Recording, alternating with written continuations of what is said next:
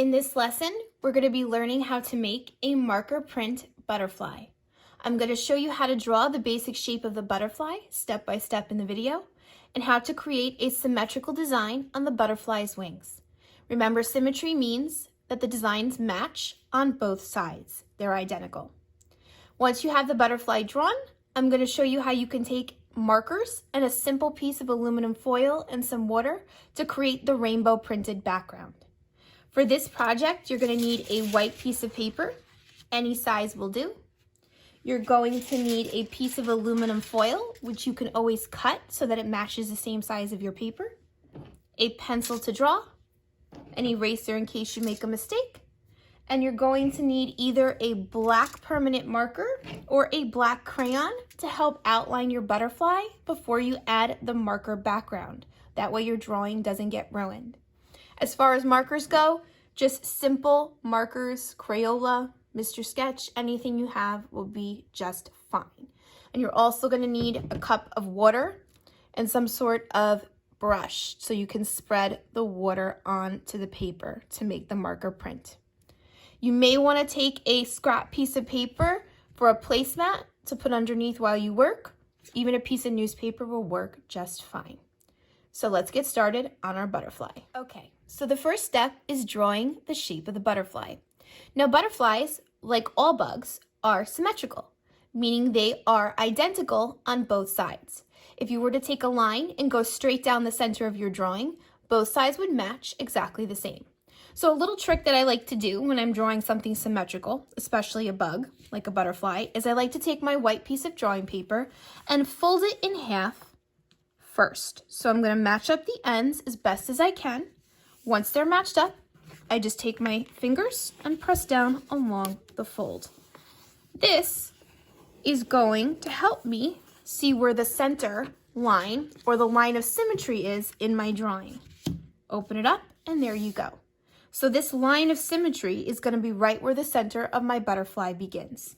The butterfly's body is going to go right on that line. So I'm going to take my pencil.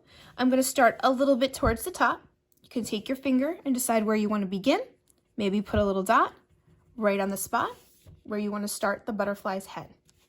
So we're going to start by making a circle all the way around, smaller because it's the head. I'm going to add 2 little circles to the side because butterflies, like most bugs, have their eyes on the side of their head. And I'm going to put antennas, 1 and 2. Now I'm going to make a medium oval for the center part of the butterfly's body. So I'm going to start at the head, curve down, touch the line, and come back up.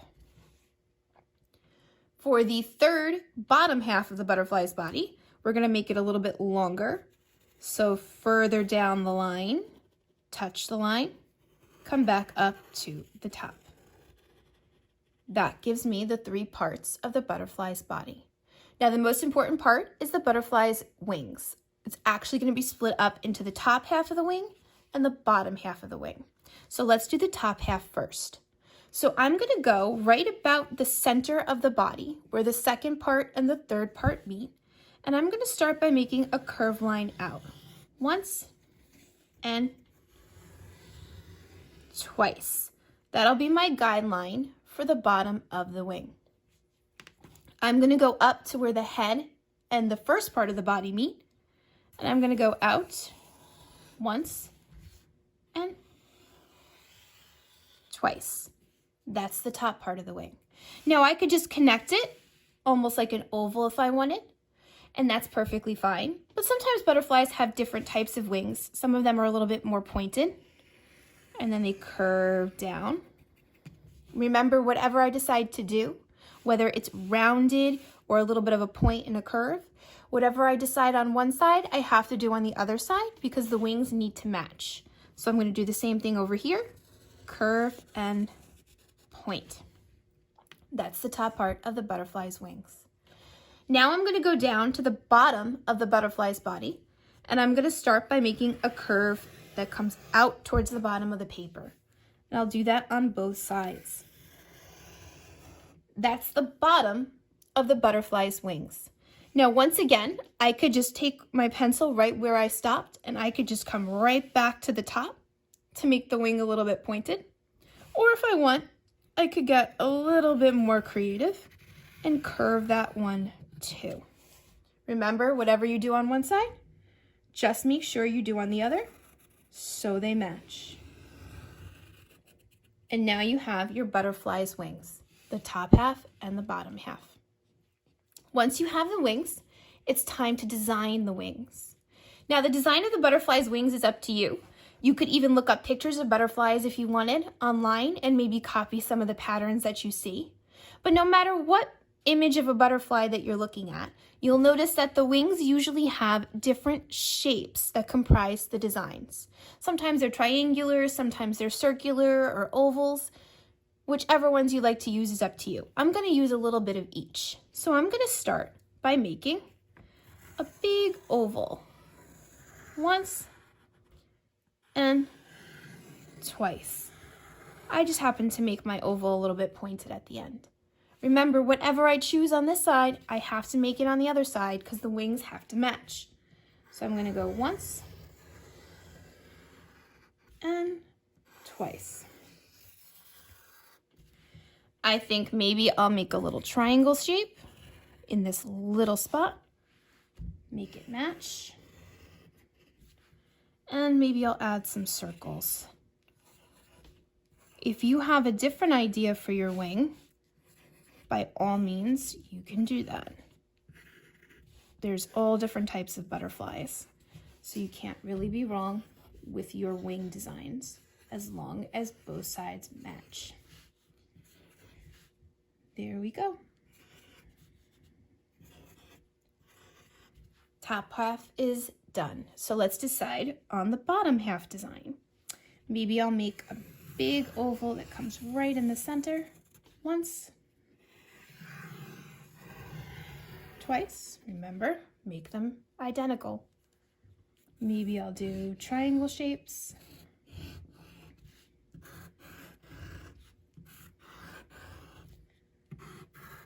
One, two, three, and four. And I'll end it with a circle right at the end.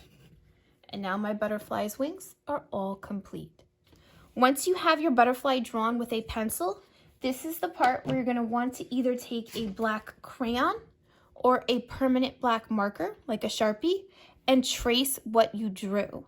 You could also color inside the butterfly's body because it is usually black. It's very important that you use either a black crayon or even a black colored pencil would be fine, or a black permanent marker to trace, because you don't want the black to run when you add the colorful marker print background. If you don't use a crayon or a permanent marker or a colored pencil and you just use a regular black washable marker, when the water hits it for the background, it's going to run all over the place and ruin your colors, and I don't think you want that to happen. So you just need to use either a black crayon or a black permanent marker or a black colored pencil and trace what you drew and color in the butterfly's body. So my butterfly is all outlined. I used a black permanent marker. Remember, a black crayon or color pencil works just as fine. I outlined the wings and I colored in the butterfly's body. Now that my butterfly is all outlined, I can get started on the marker print background. So I'm going to actually take my butterfly paper and put it to the side for a second and switch to a piece of aluminum foil. You might want to get a placemat or a piece of newspaper or scrap paper to work on top of for this because it makes it a lot less messy. So what I'm going to do now is just take my box of markers, regular markers, any colors you want to use is fine, and I'm going to color on top of my aluminum foil. Now before you color, you might want to decide how you want the coloring to look. Maybe you want swirls, maybe you want stripes, maybe you want polka dots, maybe you want rainbow order. Your choice. You might just want to plan it out a little bit, because when you plan out the colors, it tends to come out better than if you were to just take your markers and scribble all over your aluminum foil. So I think I'm going to make stripes of colors. And I'm going to start with just some purple, magenta, and I'm simply going to color across my paper in stripes. Now I can make them go straight up and down. I can make them go horizontal. I'm gonna make mine go on an angle.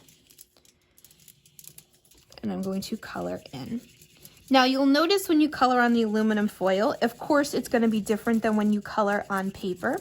So it may show up lighter, it may look like the marker's drying a little bit or disappearing.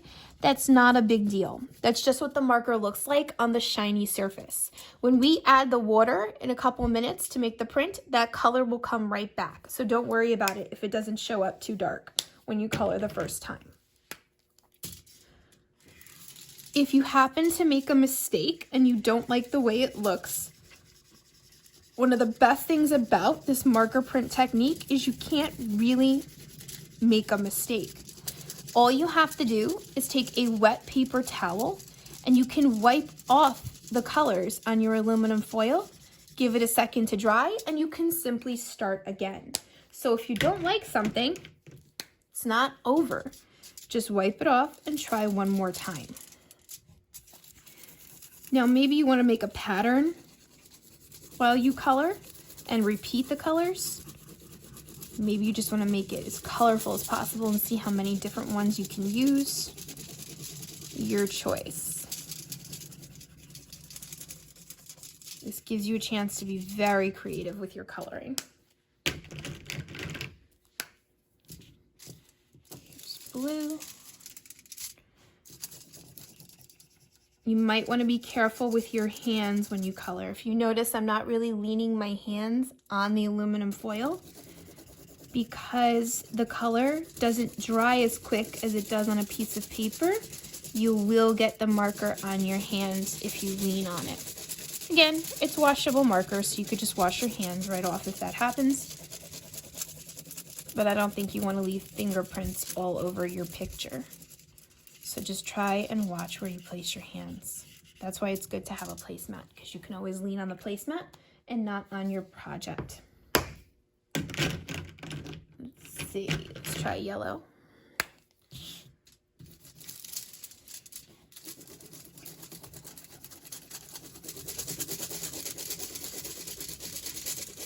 Yellow.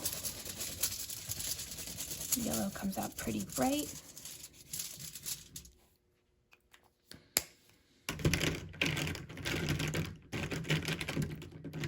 Again, I'm using regular markers, Crayola washable markers, nothing too special.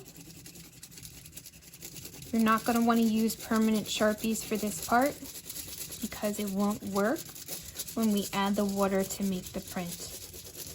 So just regular simple markers is all you need. And last one.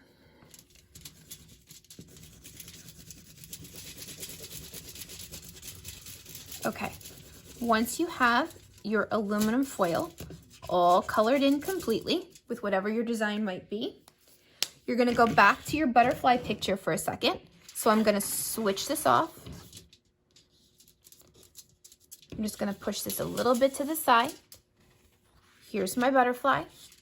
I'm gonna take my cup of water, plain water, and whatever brush you have, and I'm gonna just take plain water and brush it over my paper. No color, just water. Sometimes you can do this with, instead of a brush, you could use a little water in a spray bottle and spray your paper. That works too. I find the brush to be pretty easy. Now you notice it's starting to look these little spots because it's wet. Don't worry about it. That's just because your paper has a lot of water on it at the moment. You want to use a lot of water for this in order for the print to work. Now that my paper is all wet, and make sure you get the corners. If there's a side that looks a little dry, just put a little bit more water on it. What I'm going to do is I'm going to pick it up. I'm going to go back to my aluminum foil. I'm going to take my butterfly, flip it upside down, put it on top of the aluminum foil. Try to match up the ends as best as you can. Okay? And now I'm going to take my hands And I'm going to press over the butterfly paper. I'm rubbing slowly across the back of the drawing. This is going to transfer the color from the aluminum foil onto the butterfly paper. Again, if it looks like you might have missed a spot, go over it again with your fingers. Don't forget the edges. Make sure you rub over your paper several times. Once you think you've got it looking good, you simply take your fingers and from the end, you slowly peel off the butterfly paper. And there you go. Now you have a marker print. The color from the aluminum foil has transferred onto the paper of the butterfly. If it looks a little bit lighter, not a problem. You didn't color, you used a printing technique, so it'll always be a little bit lighter than if you were to color it in yourself. Not wrong if it looks a little bit lighter, or if you missed a little bit of the edge, it's not a problem. And there you have your printed marker butterfly.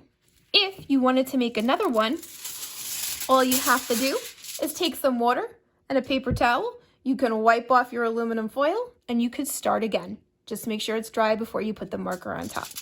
Okay? Can't wait to see what you do. Good luck with your marker print butterflies.